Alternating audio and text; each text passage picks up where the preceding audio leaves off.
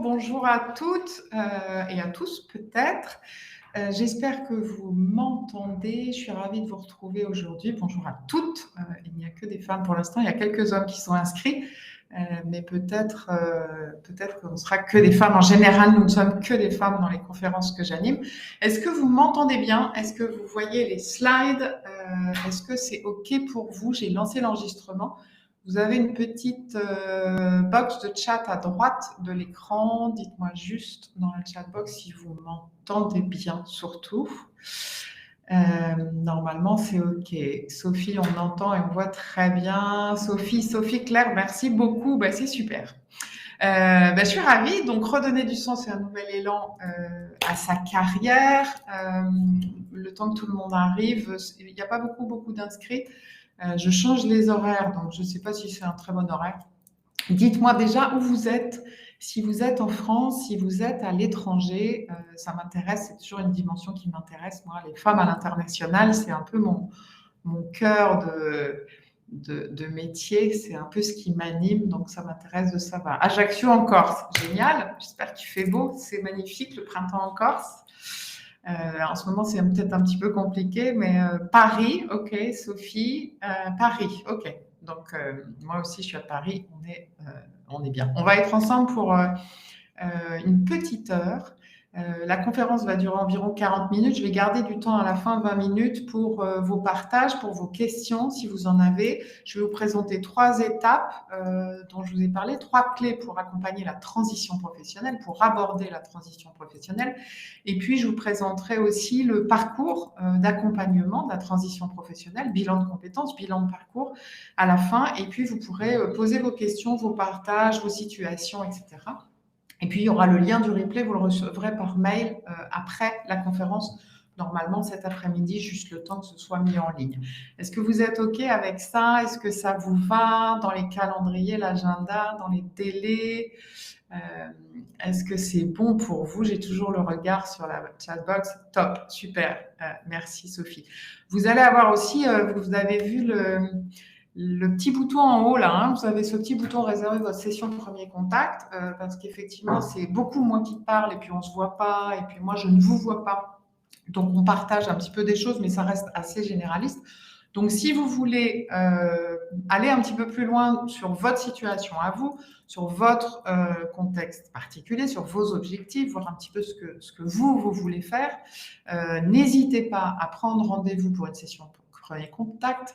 C'est gratuit, c'est offert, c'est sans engagement, ça dure une demi-heure, c'est en visio et je serais ravie d'échanger, de discuter avec vous sur ce sujet, sur votre contexte.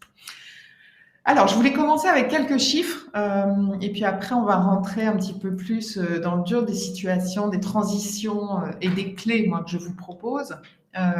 Quelques chiffres, c'est 50% plus de 50% des diplômés sont des femmes. Donc, on est quand même bien en avance aujourd'hui sur ces messieurs et on est très diplômés. Les femmes sont très diplômées. Au niveau des managers, c'est des chiffres que vous avez déjà dû voir. On tombe à 25% au niveau des managers. Les femmes ont plus de mal à être promues managers. On va les trouver trop empathiques, trop émotionnelles. Voilà. Et puis, on leur demande de prouver qu'elles sont capables, etc. Beaucoup plus que les hommes qui sont plus évalués sur leur potentiel. Donc, en fait, pour les femmes, ça descend au fur et à mesure qu'on monte sur l'échelle de la hiérarchie dans les entreprises. Et puis aussi, il y a les coupures de carrière avec les grossesses, avec la méfiance qu'il peut y avoir à certains âges pour les femmes qui peuvent avoir des enfants. Donc en fait, on va avoir une perte, une chute dans l'évolution des carrières. Donc plus de 50% des diplômés, 25% des managers, moins de 15% au C-level, moins de 15% en expatriation aussi. Moi, j'accompagne beaucoup de femmes à l'international, beaucoup de femmes qui ont le poste, qui sont les breadwinners, qui sont qui emmènent leur famille à l'étranger avec un poste de manager, de cadre dans les grandes organisations, dans les grandes entreprises. Et on voit il y a 2 millions, un peu plus de 2,5 millions de Français qui sont expatriés à l'international. C'est en augmentation tous les ans, même s'il y a eu des remaniements là, ces 2 dernières années avec la crise sanitaire. Il y a des gens qui ont eu envie de rentrer, mais il y en a aussi qui du coup, ont eu envie de partir. Donc, en fait, ça reste assez stable. Et là-dessus, on constate qu'il y a moins de 15% des postes en expatriation qui sont proposés en femmes. Plus de 90% des conjoints accompagnateurs sont des femmes. Donc, c'est encore assez difficile à l'international pour une femme d'emmener sa famille, de trouver un poste. Il faut vraiment lutter, il faut trouver la bonne personne, le bon interlocuteur. Les RH n'aident pas toujours, etc. Donc, ça peut être un parcours du combattant. Et puis, on constate qu'il y a toujours 20% d'écart de salaire entre les hommes et les femmes et que ça s'est un peu durci aussi avec la crise sanitaire. Les conditions de travail ont été plus dures pour les femmes, les burn-out ont été plus importants pour les femmes, les temps partiels et le chômage technique ont été plus importants pour les femmes, les conditions de travail en télétravail sont moins bonnes pour les femmes. Je crois qu'il y a 50% des hommes qui ont un espace dédié chez eux pour le télétravail, alors qu'on tombe à 28 ou 29% pour les femmes. Donc tout ça est un petit peu plus difficile et ça crée aujourd'hui des situations où on est un peu fatigué, on a perdu un peu du sens aussi de ce qu'on voulait faire. Je ne sais pas si vous avez lu ou vu des livres comme Merci mais non merci de Céline Alix. Enfin, il y a une vraie remise en question aujourd'hui du management, du pouvoir, du leadership tel qu'il est exercé par les hommes dans les organisations, et les femmes se posent beaucoup de questions aujourd'hui sur ce qu'elles veulent faire, ce qu'elles ont envie de faire, est-ce qu'elles ont envie de continuer comme ça, est-ce que la carrière dans l'entreprise a du sens, etc. Alors j'en vois qui sont très à l'aise et qui justement ont envie de continuer dans ces grandes organisations, qui ont envie de progresser et de développer dans leur leadership. Et puis, j'en vois qui ont envie de changer complètement, c'est-à-dire de passer du salariat à l'entrepreneuriat, de développer leur propre activité ou de se reconvertir, on en parlera. Enfin, c'est vraiment une période et des contextes où les femmes arrêtent d'endosser le costume du management masculin pour essayer de trouver plus de sens et un cadre professionnel qui leur convient mieux. Et les derniers chiffres sur la reconversion professionnelle, d'ailleurs, sur la transition et la reconversion, c'est 49% des actifs en France qui ont pensé commencer ou réaliser leur reconversion. Je crois qu'ils sont 17% à avoir réalisé une reconversion, ce qui est énorme, ce qui est très important, mais quand même près de 50% pensent à faire autre chose professionnellement, autre chose de leur vie. Donc c'est quand même un chiffre très important. Donc aujourd'hui, on va parler de transition professionnelle, de reconversion et particulièrement de bilan de parcours aussi, puisque c'est ce que j'accompagne, moi, c'est ce que je propose aussi avec mes clientes. Au-delà de la formation leadership au féminin, on en parlera, au-delà du coaching, je propose des accompagnements dans cette transition professionnelle, ce moment où on se dit, OK, je vais prendre un peu de recul pour justement, pourquoi ? Pour voir plus clair dans une situation professionnelle. Des fois, on entame un bilan de compétences ou un bilan de parcours simplement pour faire le point, pour prendre du recul, pour voir un petit peu où on en est, faire un bilan des 10, 15, 20, 25 ans qu'on vient de passer sans se poser de questions. Les postes se sont enchaînés, les promotions se sont enchaînées, les voyages se sont enchaînés, la famille, les enfants, etc. On a un début de carrière qui va très vite, voilà, les 20 ans, 25 ans. Et puis, à un moment donné, c'est le moment de faire un bilan, de faire le point. Alors, on peut faire un bilan sans tout changer derrière. Hein. Ça peut permettre simplement de conforter dans son poste. Ça peut permettre simplement de changer des petites choses à la marge qui nous conviennent moins.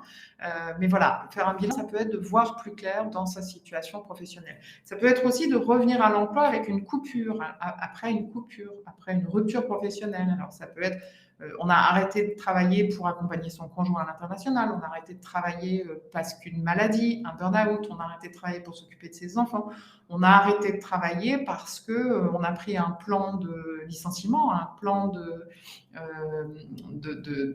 réorganisation là, dans l'entreprise, il y en a beaucoup en ce moment, et puis on pensait enchaîner tout de suite, puis finalement ça ne s'est pas fait tout de suite. On peut aussi faire un bilan pour être mieux reconnu dans son propre poste. Parce que des fois, on a du mal à être visible, on a du mal à présenter ses points forts, ses talents, ses réussites. On a du mal à parler de soi et du coup, à un moment donné, on a du mal à être promu. Et les femmes ont besoin d'être plus visibles et de se rendre plus visibles et de parler de leur réussite, de leurs projets, de ce qu'elles veulent, pour être mieux reconnues dans leur poste. Donc faire un bilan, ça peut être ça aussi. On peut faire un bilan pour préparer sa mobilité, trouver le prochain poste, que ce soit en interne, en externe, à l'international. Là, on est dans préparer sa candidature, préparer la recherche des postes, des secteurs, des entreprises qui nous font rêver, dans lesquels on s'imagine bien pour la suite. Aller à la rencontre des gens, aller au contact des personnes qui vont vous permettre d'accéder à ces postes en mobilité interne, externe ou à l'international. Et ce n'est pas uniquement par les chasseurs de tête ou les postes qui sont publiés sur LinkedIn. Et ce n'est pas uniquement par les RH des entreprises. Il y a tout un parcours comme ça pour aller à la rencontre des bonnes personnes qui vont vous donner les bons contacts et qui vont vous embaucher sur le poste ou la mission qui vous intéresse. Ça peut être de déployer tout votre potentiel dans votre poste actuel. C'est-à-dire de faire vraiment le point sur vos acquis, vos compétences, vos zones de brillance, ce que vous faites bien, ce que vous avez appris. C'est intéressant à un moment donné de prendre un petit peu de recul, prendre un petit peu de hauteur sur toutes ces compétences qu'on a acquises, ces compétences qui sont transférables, ces compétences qui sont transverses, les soft skills, les compétences métiers aussi, tout ce qu'on a appris sur le terrain au fil des dernières années, au fil des années, et de vraiment faire le point là-dessus pour d'abord en prendre conscience pour soi et puis ensuite pouvoir l'utiliser au mieux avec ses équipes, voilà, être visible, j'en parlais tout à l'heure. Ça peut être aussi pour déclencher de nouveaux projets et de se réorienter. Donc ça, j'en parlais, il y a 49% des actifs qui pensent à une reconversion. Donc voir un petit peu ce qu'on pourrait faire d'autre, dans quel contexte, dans quelle structure, qu'est-ce qui nous convient, est-ce qu'on est fait pour être petit entrepreneur ou pas? Parce que là, on parle beaucoup de créer sa propre activité, d'être indépendant, d'être freelance, d'être solo-entrepreneur, etc. Mais c'est pas toujours facile. C'est assez déstabilisant, la posture d'entrepreneur. On peut être expert dans un domaine et puis ne pas se sentir d'être entrepreneur, solo-entrepreneur.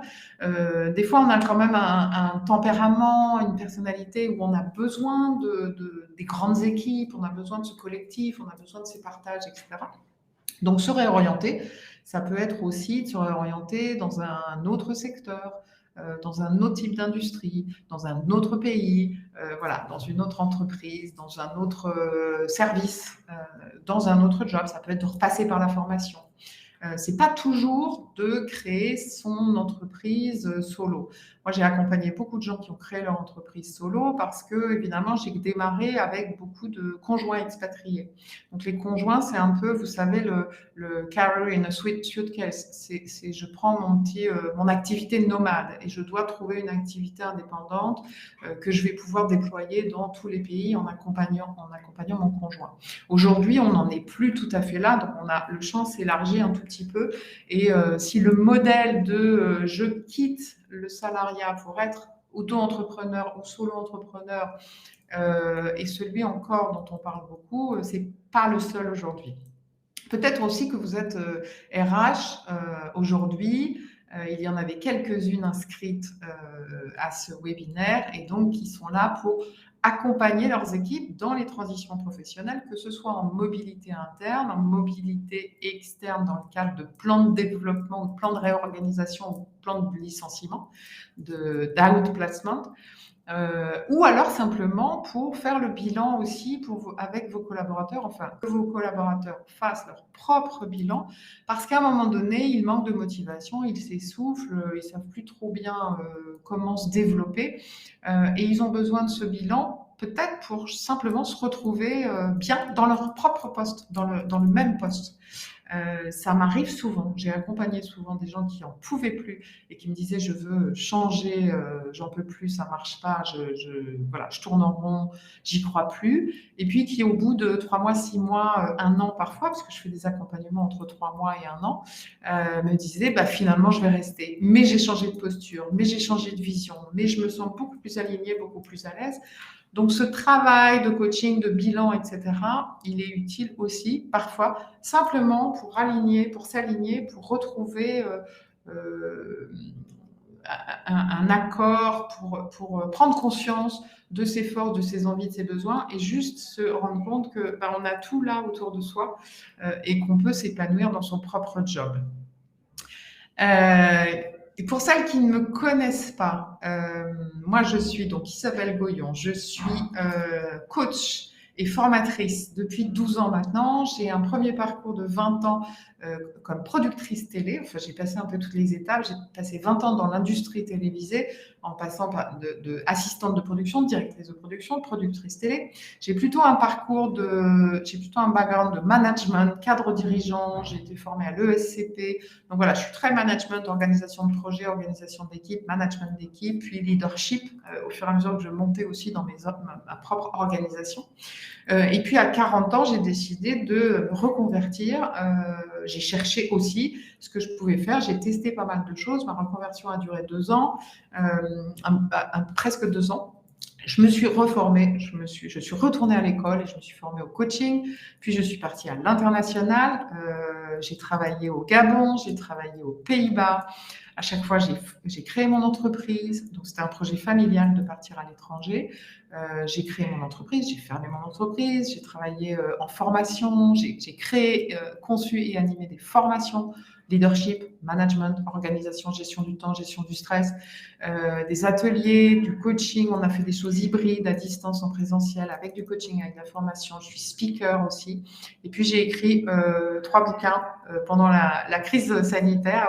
J'étais un peu enfermée comme tout le monde, donc j'en ai profité pour mettre sur le papier ce qui me tenait à cœur depuis longtemps, redonner du sens et un nouvel élan à sa carrière. C'est le premier ouvrage sur la reconversion. Chouette au secours, on rentre, qui est plus anecdotique sur le retour d'expatriation que moi j'ai vécu en 2019. Et puis Femme Leadership et International, qui parle des compétences justement, des nouvelles compétences de leadership qui me semblent, moi, particulièrement bien incarnées et portées par, d'une part, les femmes, d'autre part, l'international et l'interculturel. Voilà, donc je vous invite à trouver ces livres sur Amazon si ça vous intéresse. Et puis, donc, j'ai accompagné 500 managers, plus de 500 managers. En fait, j'ai arrêté de compter. Pas mal d'équipes aussi à l'international. Je fais de la formation interculturelle et des team building d'équipes multiculturelles à l'international. Je pars dans quelques jours à Copenhague pour accompagner une équipe, par exemple. Et puis en entreprise, j'accompagne le leadership féminin, la diversité, les prises de fonction à l'international ou en France, les prises de poste. Et puis pour les particuliers, beaucoup de particuliers viennent me voir, beaucoup de femmes viennent me voir parce qu'elles ne veulent pas passer par leur entreprise, elles ne veulent pas demander à leur entreprise un coaching ou un bilan, etc. en se disant ce serait peut-être un signe, un aveu de faiblesse, de doute, donc je ne peux pas me permettre. Donc beaucoup de femmes viennent directement pour tout ce qui est transition de carrière, promotion, mobilité, prise de fonction, leadership, recherche de poste, etc. Et donc la bonne nouvelle, c'est que, alors double bonne nouvelle, d'abord j'ai eu 53 ans hier, c'était mon anniversaire, j'ai passé une excellente journée, et en plus j'ai reçu mardi soir donc ma certification, la certification de l'organisme de formation Global Coaching for Expat, merci, que j'ai fondé en 2019. J'ai reçu la certification Calliope, ce qui veut dire que pour les actions de formation leadership, cela pourra être pris en charge par les OPCO, donc par votre entreprise. Et ça, je peux vous accompagner, on peut en parler sur comment demander à votre entreprise de faire prendre en charge la formation leadership. Et pour le bilan de parcours, le bilan de compétences, femmes à l'international et international, vous allez pouvoir soit demander à votre entreprise une prise en charge par les OPCO, soit le faire directement par votre CPF, votre compte professionnel formation. Et la formation sera accessible, sera active normalement demain. Elle a été mise en ligne ce matin. Il demande J+1, donc je vous tiendrai au courant pour ça. Voilà pour moi. Merci beaucoup pour le joyeux anniversaire. C'était une très très bonne journée hier, je dois vous dire. Alors, pourquoi changer? Je ne sais pas si vous êtes en situation, vous allez me dire d'ailleurs, quelle est votre situation à vous? Est-ce que c'est une situation de vous réfléchissez à une reconversion, à changer? Est-ce que vous êtes déjà en transition? Vous avez quitté votre job pour quelque raison que ce soit et vous cherchez le prochain job? En poste, très envie de changer, ok? Très envie de changer d'entreprise ou très envie de changer de job, de carrière, de reconversion ou mobilité? Voilà, ça m'intéresse. Euh, Est-ce que vous avez envie de trouver une promotion simplement dans votre entreprise? Enfin voilà, dites-moi un petit peu quelle est votre situation. Moi, il y a trois mots. Le pourquoi en deux mots et le pourquoi en un seul mot en reconversion. OK. Quand il y a des gens qui se posent cette question de changer, je pose toujours ces questions-là. Pourquoi et pourquoi? Vous connaissez le Golden Cycle de Simon Sinek, peut-être le why, how, what. On part de son pourquoi à soi. Ensuite, on va vers le comment et on finit vers le quoi. Je vous invite à regarder Simon Sinek sur son TED, son fameux TED qui a fait, je ne sais plus combien, 50 millions de vues dans le monde. C'est très intéressant là-dessus. Moi, je pose deux questions sur le pourquoi. Le pourquoi en deux mots, c'est votre objectif. Le pourquoi en deux mots, ça va être comment vous vous projetez, à quoi ça va vous servir. C'est booster votre carrière, c'est augmenter vos revenus, c'est développer vos compétences, c'est vous sentir pleinement vous-même, c'est sortir de la routine, vous voyez, c'est être plus aligné sur vos valeurs. Ça, c'est votre pourquoi en deux mots. Le pourquoi en un mot, c'est le contexte qui crée le besoin d'envie de changer. C'est la lassitude, le manque de motivation, c'est je tourne en rond, c'est plus aligné sur les valeurs, c'est j'y crois pas, il y a une communication dans mon entreprise, mais je vois bien que la culture d'entreprise, elle n'est pas alignée sur leur communication. C'est j'aime plus ce que je fais, simplement, j'ai envie de changer de voie, j'ai envie de changer de secteur, j'y crois plus, ça m'intéresse plus, j'ai fait le tour. C'est j'ai trop de pression, j'ai l'impression d'avoir atteint mes limites, j'ai besoin de souffle, j'ai besoin de plus d'équilibre personnel, voilà, j'ai envie de reprendre ma carrière avec. Donc votre pourquoi en un mot, c'est qu'est-ce qui crée, qu'est-ce qui provoque.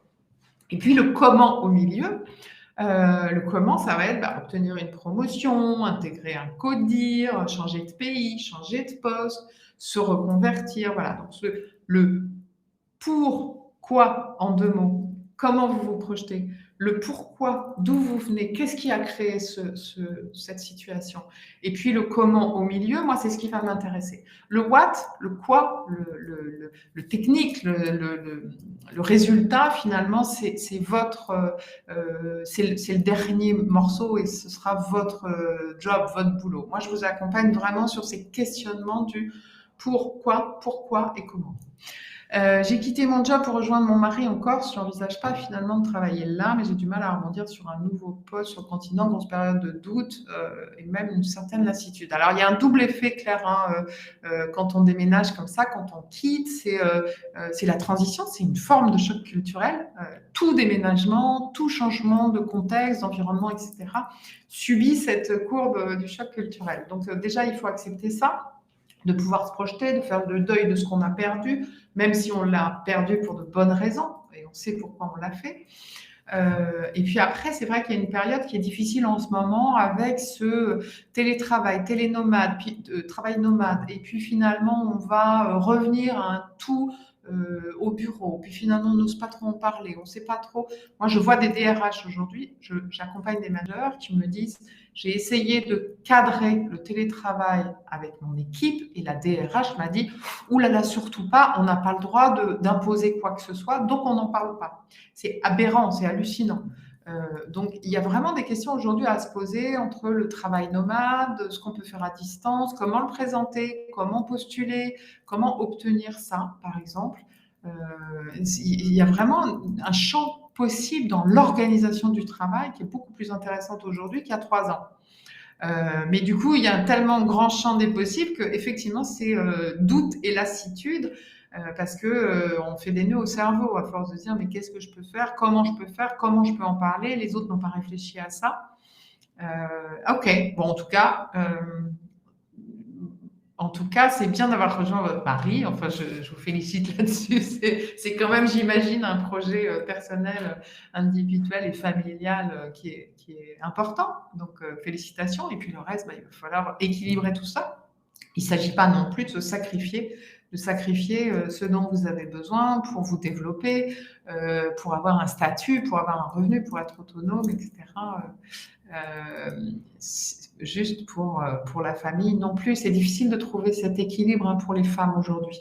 On a parfois tendance à revenir, à essayer d'allier une vision qui est très traditionnelle aussi. C'est quand on a un mari, des enfants, finalement on a le second salaire, le job le moins important, on se sacrifie un peu encore pour ça. Et on voit d'ailleurs dans les jeunes générations que les couples refonctionnent de la même façon. Les jeunes de 25 ans, c'est la femme qui se retrouve à s'occuper des tâches ménagères, à sacrifier peut-être un petit peu plus son travail et son engagement professionnel au profit de celui de son conjoint à 25 ans dans les générations où on aurait pu se dire ils sont beaucoup plus égalitaires. C'est pas toujours le cas. Donc nous, en termes d'exemple aussi, il faut qu'on soit assez vigilant. La reconversion pour faire un métier avec plus de sens et côtoyer un environnement où règne l'entraide. Super, Natalia. Bah ouais, il faut vraiment explorer ça, hein, aller chercher, bien savoir ce que vous cherchez, ce que ça signifie pour vous, plus de sens, quel est le sens que vous donnez, à quoi qu'est-ce qui vous fait lever le matin, c'est ce qu'on va voir dans les 3 clés là, et quel est l'environnement qui vous convient, qui vous permet de vous épanouir et de vous développer. Ok. Alors, faire un bilan. Faire un bilan, je vous le disais, ça vous permet d'évoluer dans votre organisation, d'augmenter vos revenus, d'être mieux reconnu, d'identifier de nouvelles opportunités, d'entamer une reconversion, préparer sa recherche d'emploi. Tout ça, je vous l'ai déjà évoqué. C'est ce qu'on accompagne avec le bilan de parcours, le bilan de compétences, le bilan professionnel. Et il ne faut pas penser que le bilan de compétences est réduit à un moment donné où on cherche uniquement de la reconversion ou uniquement à retrouver un boulot. C'est pas uniquement le bilan de compétences qui vous est proposé par Pôle emploi quand vous êtes au chômage. Le bilan, c'est très utile à plein de moments de la carrière, en complément de coaching d'ailleurs et de formation. Tout ça est tout à fait complémentaire. Moi, je vais vous proposer 3 clés, et ces 3 clés qui accompagnent les bilans que je fais, le bilan Career Relaunch en l'occurrence. Et moi, les accompagnements que je fais dans ces transitions professionnelles, puisque j'accompagne essentiellement des gens, que ce soit en coaching, en formation ou en bilan, ce sont des femmes qui ont besoin d'atteindre la prochaine étape, que ce soit une promotion, que ce soit un meilleur alignement, le développement de leur leadership ou le prochain poste. Finalement, c'est de monter une marche. Et donc, je les accompagne. Moi, mon cœur d'accompagnement, c'est vraiment ces 3 clés-là. Explorer, transformer, activer. Ça, c'est extrêmement important. Et je vais vous présenter ces 3 clés-là qui me semblent intéressantes. Alors, vous avez dû recevoir pour les unes et les autres, peut-être pas les dernières inscrites, mais vous avez dû recevoir un petit livret d'accompagnement, un petit livret de réflexion que je vous ai envoyé, parce que c'était mon anniversaire et que j'avais envie de vous faire un cadeau aussi. C'est un livret de réflexion, un livret d'exercice, un livret de questionnement, un petit cahier d'exercices que je donne dans le cadre des ateliers transition professionnelle que j'anime, qui sont des ateliers ponctuels mais payants en général. Et donc, je vous l'ai envoyé, vous aurez déjà des questions qui vont être surtout sur cette première partie explorer. D'accord ? Donc, si vous ne l'avez pas reçu, dites-le moi par email ou dites-le moi dans la chatbox, je vous la renverrai. Si vous ne l'avez pas reçu, regardez quand même dans la spam box, dans votre spam box, dans vos emails, parce que ça arrive en ce moment. J'ai changé moi, je suis sur Google, Gmail, mais parfois, je vois qu'il y a pas mal de choses qui arrivent dans les spams. Donc, vérifiez dans les spams et sinon, je vous le renverrai. Vous avez des questions un petit peu plus précises pour explorer. Alors, la première clé que je voudrais vous proposer, c'est explorer, identifier vos atouts et vos motivations. Ça, c'est vraiment très personnel. Hein. C'est le premier cercle, là, très interne, très intime, très personnel, très individuel. C'est qui vous êtes, quels sont vos points forts, qu'est-ce que vous aimez. Ça, vous le faites entre vous et vous, donc soyez ne soyez pas humble, ne soyez pas modeste, soyez honnête avec vous-même. Qu'est-ce que vous faites bien? Qu'est-ce que vous faites mieux que les autres? C'est souvent difficile à identifier parce que c'est tellement facile, ça paraît tellement... ce qui est de vos talents, ce qui tient à vos talents, pour vous, c'est très facile. Vous avez l'impression de ne pas faire d'efforts. Et dans nos cultures, c'est l'effort qui est récompensé. On a beaucoup travaillé, on a beaucoup répété, on a fait beaucoup d'heures, etc. Et donc, si on n'a pas fait beaucoup d'efforts, ça nous paraît pas très important, pas très intéressant, pas très valorisable, valorisant. Euh, Alors qu'au contraire, c'est là où il faut que vous alliez. C'est ça qu'il faut que vous alliez trouver. C'est ça vos pépites. Qu'est-ce que vous faites facilement, qui vous donne de l'énergie, qui ne vous en coûte pas? On vous parle de ça souvent, votre zone de brillance, votre zone de talent. Vraiment, mettez sur le papier, ces derniers temps, on a parlé du flow, hein, ce moment où on se sent complètement investi dans une tâche, on y est bien, on ne voit pas le temps passer, etc. Allez chercher ces points forts-là. Quelles sont vos compétences? Quelles sont vos expériences? Quels sont les secteurs que vous connaissez particulièrement? Quels sont vos réseaux? Voilà. Qu'est-ce qui peut être utile pour vous, transférable et être utile pour vous, soit pour votre promotion, soit pour mieux travailler dans votre poste, soit pour trouver un autre job. Quelles sont vos envies aussi? Quelles sont vos motivations? On n'a pas les mêmes motivations à 25 ans et à 50. Moi, quand j'avais 25 ans, j'avais certaines motivations de voyager beaucoup, de partir à l'international, de travailler en équipe, de découvrir des choses en faisant des montages avec des artistes formidables à 3 heures du matin, etc. Et puis, quand j'ai eu mes enfants à 40 ans, j'avais plus envie de la même chose. J'avais envie de rester, d'avoir un bon équilibre de vie, etc. Quand aujourd'hui mes enfants sont grands, j'ai ma plus grande qui part là, faire ses études cet été, elle va quitter la maison, bah, mes motivations changent encore. J'ai plus envie des mêmes choses aujourd'hui et c'est normal. On garde en général tout au long de la vie les mêmes valeurs, les mêmes convictions, ce en quoi on croit, les mêmes valeurs morales, on garde un peu le même caractère, on a la même personnalité, on a les mêmes talents. Ça a tendance plutôt à s'affirmer au fur et à mesure. Par contre, les motivations changent. Donc, faites vraiment le point là-dessus. Et puis, clarifiez votre projet. Qu'est-ce que vous voulez? Ce que vous disiez, Natalia, hein, c'est quel environnement, quel type d'entreprise, quel type de management, quel type d'horaire? Est-ce que c'est dû à distance? Est-ce que ça, c'est plutôt pour Claire. Est-ce que c'est à distance ou est-ce que ça va être un peu en télétravail, en hybride, sur place? Est-ce que moi, j'ai besoin de rencontrer les gens et d'être dans le même bureau, d'avoir du collectif? Voilà. Identifiez aussi vos besoins. Si vous êtes à l'international, vous pouvez avoir aussi des difficultés en termes de contraintes, de visa, de droit du travail. Vous pouvez avoir des contraintes aussi géographiques. Vous ne voulez pas aller à plus de 100 km ou 200 km. Quel est votre agenda aussi? Quel est votre calendrier, votre agenda sur, par exemple, la reconversion? Si vous avez quitté votre job, vous avez peut-être des droits au chômage. Ça va durer 2 ans, ou ça va durer 18 mois, ou ça va durer... Voilà. Il faut faire très attention aussi à votre capacité financière à tenir ce temps, même si effectivement, on peut revoir son budget. On peut le revoir à la baisse, d'ailleurs, dans certaines circonstances. Donc, vraiment, calculez bien votre calendrier, votre budget, quelles sont vos contraintes juridiques, légales, quelles sont vos contraintes familiales, quelles sont vos contraintes géographiques. Clarifiez un maximum de choses sur le papier. Voilà, ça c'est la première période, première étape d'exploration. Et ça ne sert à rien d'aller faire les petites annonces, commencer à remettre son CV, rechercher. On mélange tout. Donc, faites vraiment passer par cette étape d'exploration. La deuxième étape, la deuxième clé, c'est transformer. C'est transformer ses croyances. Souvent, on se freine.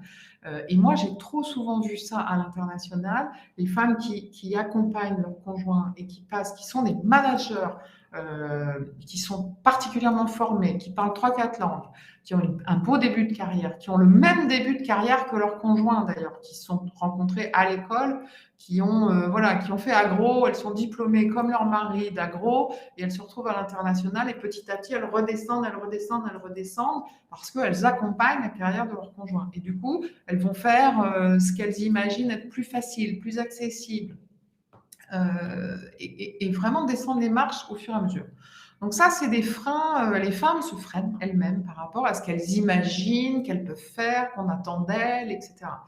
Qu'elles vont pouvoir faire, pour trouver ce bon équilibre, continuer à s'occuper de la famille, et cetera. Donc il y a vraiment vos freins internes, vos petites voix qui sont internes, et qui vous empêchent, qui vous bloquent. Donc ça, c'est, un parcours du combattant aussi avec vous. C'est important de, les mettre à jour, de les écouter, de dire ok, je vais m'occuper de toi, je vois bien que tu as peur, je vois bien que tu as peur du regard qu'on peut poser sur toi, je vois bien que tu as peur de ce que les gens vont en penser, je vois bien que tu as peur de la charge de travail que ça va représenter, mais maintenant je suis, voilà, moi je suis Sophie, je suis Claire, je suis Isabelle, je suis une femme adulte, responsable, autonome, je sais ce que je veux et j'arriverai à m'en occuper et je vais m'occuper de toi, ma petite voix, je vais pas je ne vais pas te bâillonner comme ça, je vais m'occuper de toi, je vais te rassurer, je vais trouver une bonne solution et une bonne façon de répondre à ces inquiétudes. Il y a les freins externes. Alors les freins externes, c'est aussi les RH qui ne vous imaginent pas, qui ne pensent pas. Le manager qui a peur parce que vous êtes en âge peut-être d'avoir des enfants et que ça va être compliqué. Les responsables de mobilité qui se disent que c'est plus difficile pour une femme que pour un homme. Les entretiens d'évaluation des recruteurs qui ne sont pas les mêmes, qui ne posent pas les mêmes questions encore aujourd'hui aux femmes et aux hommes. Aux femmes, on leur pose des questions de prévention, c'est-à-dire comment vous allez faire pour éviter que, comment vous allez faire pour ne pas rater, ou qui posent des questions sur prouvez-nous que vous avez déjà fait ça dans votre parcours, dans votre expérience. Et les hommes, leur pose des questions de promotion, c'est-à-dire comment vous allez faire pour réussir, sur quelle force vous allez vous appuyer pour voilà, déployer tout votre potentiel dans cette nouvelle mission, ce nouveau poste que vous n'avez jamais fait, etc. On fait plus confiance aux hommes pour déployer un potentiel et on fait moins confiance aux femmes et on a besoin qu'elles montrent plus, qu'elles prouvent plus qu'elles ont déjà fait, etc. Donc ça, il faut vraiment lutter. Alors, il y a des techniques pour lutter contre ça. Quand on vous pose une question de prévention, prouvez-nous que vous n'allez pas rater, c'est de répondre à côté de la plaque, mais de répondre par une réponse de promotion. Et ben voilà, moi j'ai tel point fort et je vais pouvoir le mettre en avant dans tel projet que je n'ai jamais vu. Mais l'association de telle expérience, telle connaissance du secteur, tel réseau et tel point fort va me permettre de. Donc, il faut vraiment se projeter vers l'avenir et se projeter vers la réussite quand on vous pose une question sur prouvez-nous avant. Et puis, garder l'équilibre aussi dans la transition, prendre soin de soi, se réorganiser, ne pas s'angoisser. On a vu des burn-out de recherche d'emploi. J'ai vu ça aux Pays-Bas, quand j'étais aux Pays-Bas. Des gens qui sont tellement angoissés, tellement inquiets, qui savent plus par quel bout trouver leur poste, qui passent des heures et des heures et des heures à surfer sur Internet, à envoyer des dizaines et des dizaines de CV, et qui se retrouvent en burn-out. Donc vraiment, prendre des choses par le bon bout, prendre des choses étape par étape, ne pas faire tout, n'importe quoi, dans n'importe quel sens. Explorez, mettez bien sur le papier ce que vous voulez faire. Ensuite, dans la période de transformation aussi, il y a une période où on va tester, où on va expérimenter, où on va aller voir un petit peu, on va aller à la rencontre des gens qui sont dans ce secteur, qui ont fait cette reconversion, qui connaissent cette entreprise, etc., qui vont pouvoir vous donner de l'information. Donc là, à cette étape-là, surtout pas de CV, surtout pas de demande de job. On est dans la prise de contact et dans la prise d'information, de feedback, de recommandations, de conseils.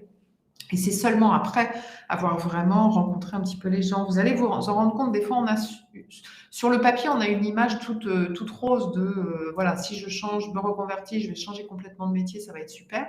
Puis quand on rencontre les gens qui travaillent dans ce secteur-là, dans ce métier-là, on se dit, oh là là, mais ça ne me va pas du tout, en fait, je vais pas pouvoir travailler 10 ans là-dedans. Je me sens pas à l'aise dans cet environnement-là. Donc, voilà, il faut aller tester, il faut aller gratter, il faut aller chercher sur le terrain un peu d'informations, un peu de réel, de pragmatique, pour vraiment valider son projet.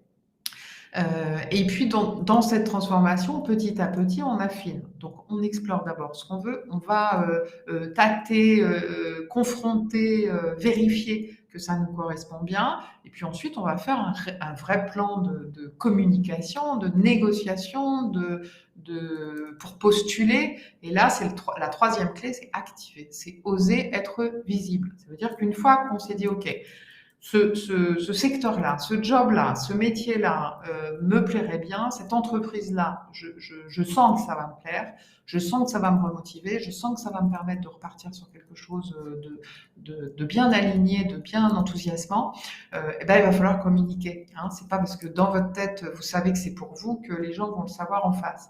Donc, il va vraiment falloir oser parler de soi, parler de son projet, parler de ses réussites, parler de ses envies, et pas seulement la machine à café, et pas seulement une fois, et pas seulement des RH. Il faut vraiment arroser un petit peu, trouver les bonnes personnes, répéter, répéter, répéter.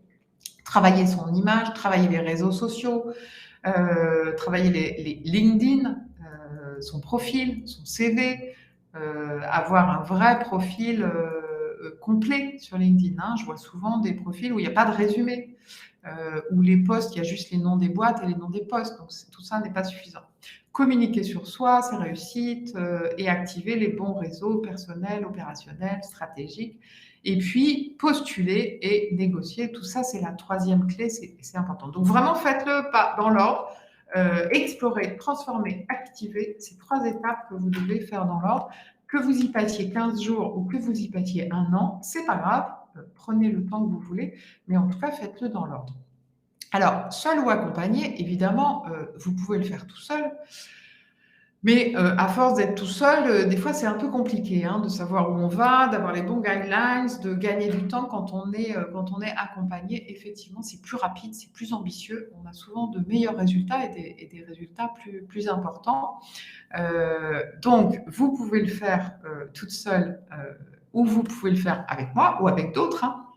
Je vous passe juste rapidement les programmes, moi, que j'accompagne. Donc, il y a 2 programmes principaux sur Global Coaching for Expat. C'est un programme de leadership, de formation ou coaching leadership féminin. Donc là, je travaille avec des femmes qui sont en poste et qui ont besoin soit d'être mieux dans leur poste, soit de réussir une promotion, une prise de fonction importante. Et puis, le Career Relaunch, c'est vraiment cette étape c'est vraiment de la reconversion, de la transition professionnelle, du bilan de compétences, du bilan de parcours. Et c'est dans ce parcours Career Relaunch qu'on va aller chercher ces étapes, explorer, transformer, activer. Alors, dans tous mes programmes, il y a ces étapes-là. Mais là, Career Relaunch, il est vraiment basé sur cette période de on fait le bilan, on pose tout, on ouvre le placard, on sort tout, on fait le tri de ce que vous savez faire, de ce que vous voulez faire, de ce que vous pouvez faire et qu'est-ce qu'on construit à partir de là et comment on active, comment on rend visible, comment on communique là-dessus. Donc aujourd'hui, je vais vous parler particulièrement de ce programme Career Relaunch.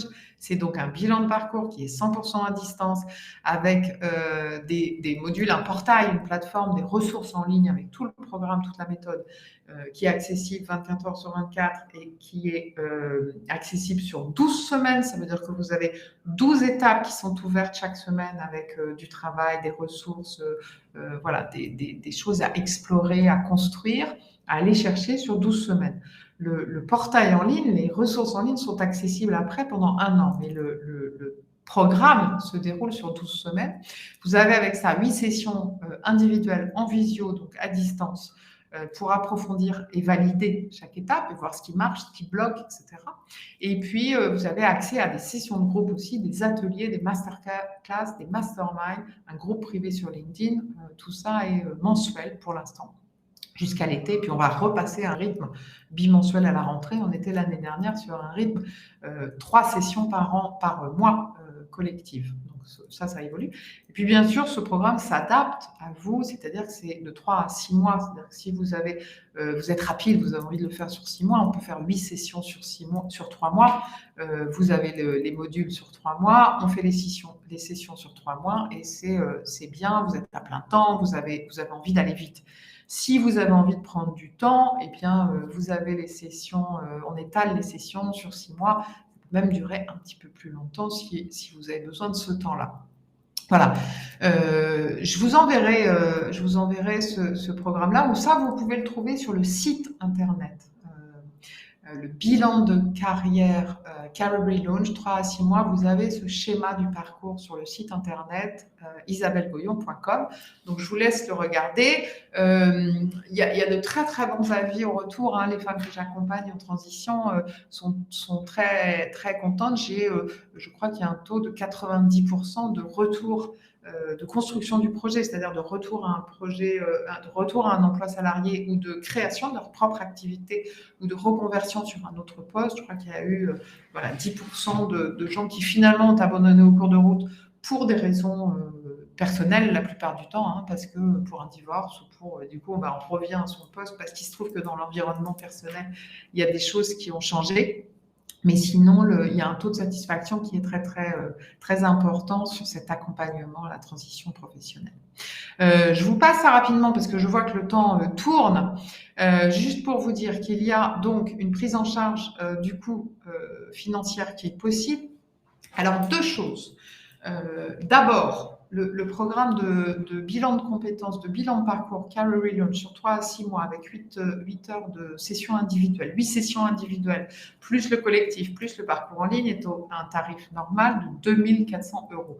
C'est le tarif que vous allez trouver sur mon compte formation, si vous voulez le prendre en charge par le CPF, ou par les OPCO, si vous voulez le faire prendre en charge par votre entreprise et la DRH, le service RH.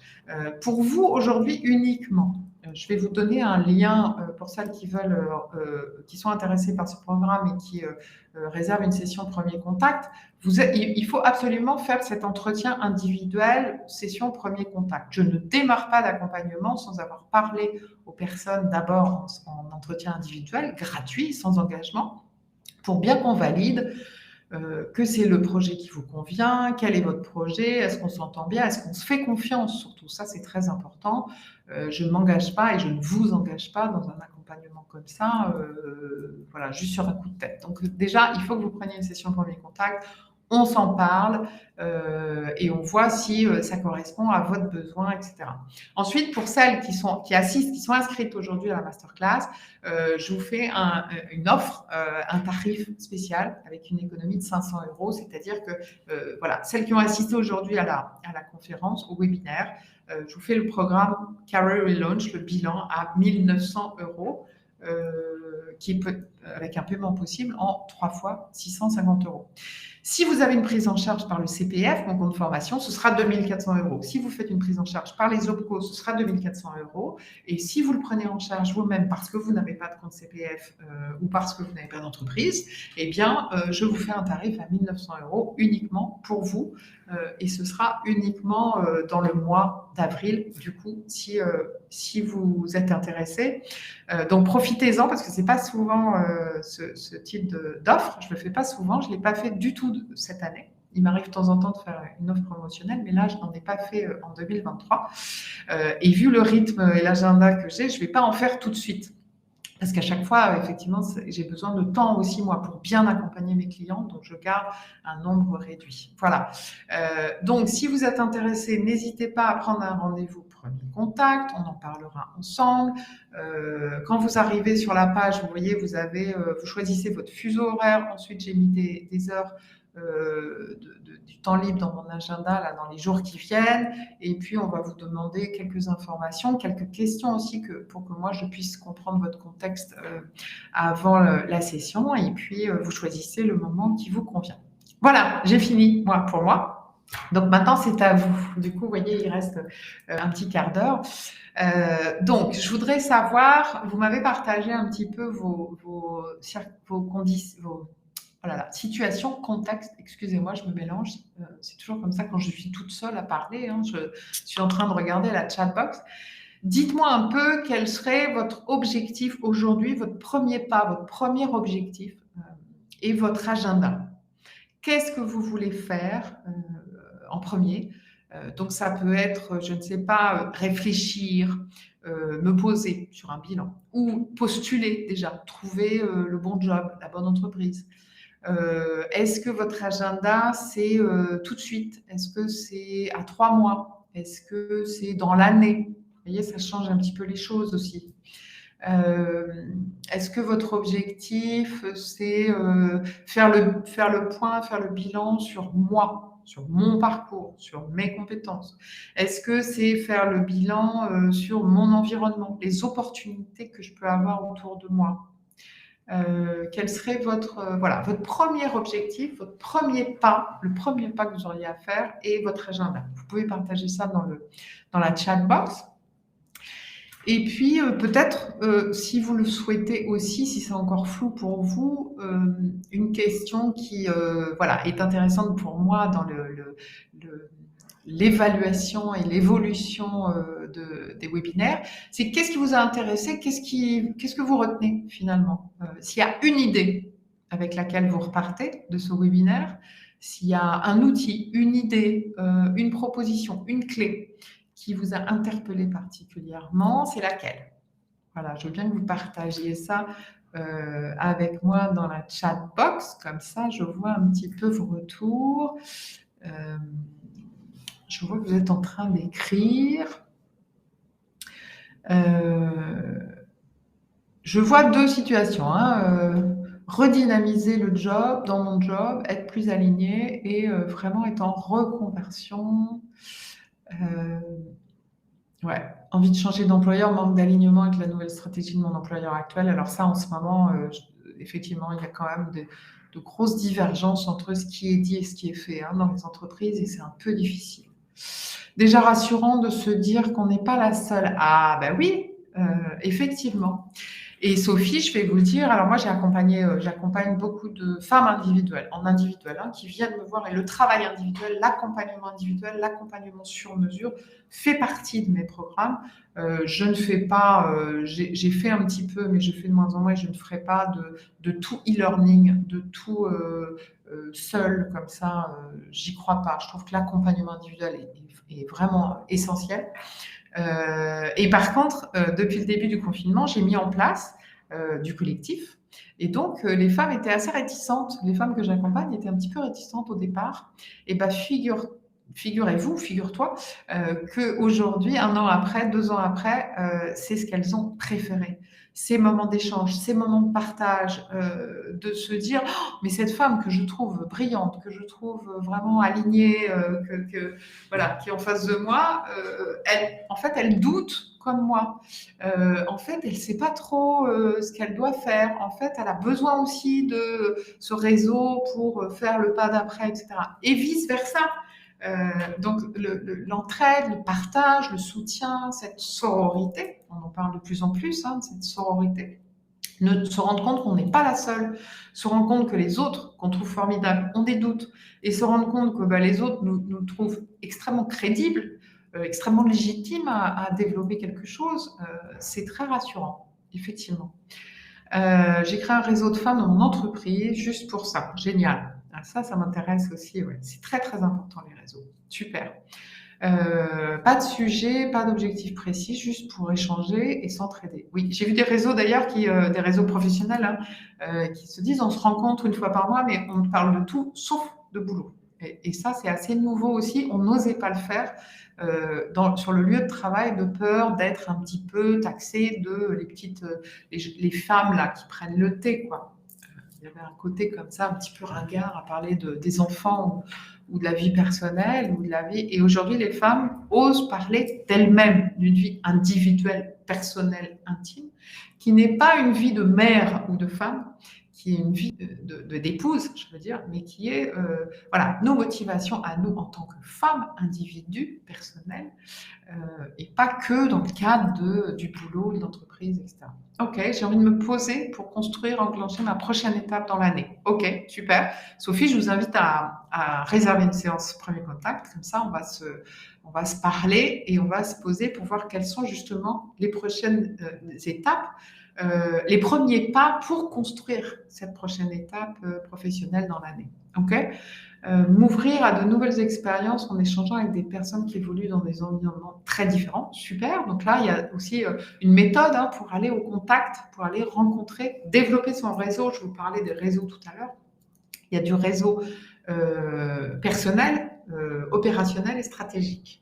bien évaluer, bien explorer, bien voir comment se construit votre réseau aujourd'hui, comment développer votre réseau, comment entretenir votre réseau, comment aller au contact aussi de gens peut-être que vous n'avez pas contactés depuis des années, mais qui font partie de votre réseau. Quand vous étiez étudiant, quand vous étiez adolescent, vous pouvez remonter à l'adolescence et trouver des gens qui font partie de votre réseau, peut-être lointain ou peut-être qui est dormant. Voilà. Et puis ne pas hésiter aussi à aller au contact de gens que vous ne connaissez pas, mais qui vous intéressent par leur poste ou par l'entreprise. OK.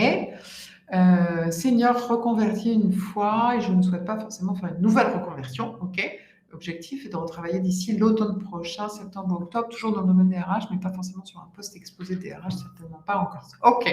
Bon, ben là, il y a des choses à construire aussi. Alors, il y a tout ce mouvement aussi d'externalisation des postes. Moi, je vois de plus en plus, alors on voit des managers de transition, on voit en fait, alors il y a eu toute cette discussion sur les cabinets conseils, les McKinsey et compagnie, qui en fait accompagnent leurs consultants à créer leur propre entreprise, auto-entreprise ou solo-entrepreneur et à les prendre comme prestataires. Il y a tout un mouvement effectivement de prestations externes. Moi, je vois beaucoup de managers de transition à RH et même de fonctions RH qui sont externalisées et en fait, les managers deviennent des prestataires externes. Donc voilà, c'est pas toujours très confortable, c'est pas toujours, ça part pas toujours d'un très bon sentiment pour l'entreprise, puisqu'en fait, ça leur coûte moins cher, s'il y a moins d'avantages, il y a plus de progression dans l'entreprise, ça externalise les risques, les congés, les congés maladie, les augmentations, etc. Mais pourquoi pas, c'est une option. Et je pense que le marché du travail va y venir de plus en plus de toute façon. Donc, on peut être à l'aise. Moi, j'ai eu 20 ans d'intermittente du spectacle et ensuite, ça fait 12 ans que je suis solo-entrepreneur. Aujourd'hui, je suis présidente de ma SAS, mais du coup, je suis entrepreneur, chef d'entreprise aujourd'hui. Donc, je suis passée par voilà, intermittent du spectacle, auto-entrepreneur, solo-entrepreneur, chef d'entreprise. Je n'ai jamais été salariée finalement de toute ma vie. Salarié d'une grosse entreprise avec les avantages, etc. Donc, ce côté prestataire, indépendant, fournisseur de services, etc., c'est quelque chose que je connais très, très bien avec la précarité et l'insécurité que ça peut être aussi, la posture que ça exige. Voilà. Donc, peut-être que dans le domaine RH, en tout cas, il faut voir de quoi on parle. Est-ce qu'il y a aussi la taille des entreprises? Est-ce que c'est une start-up?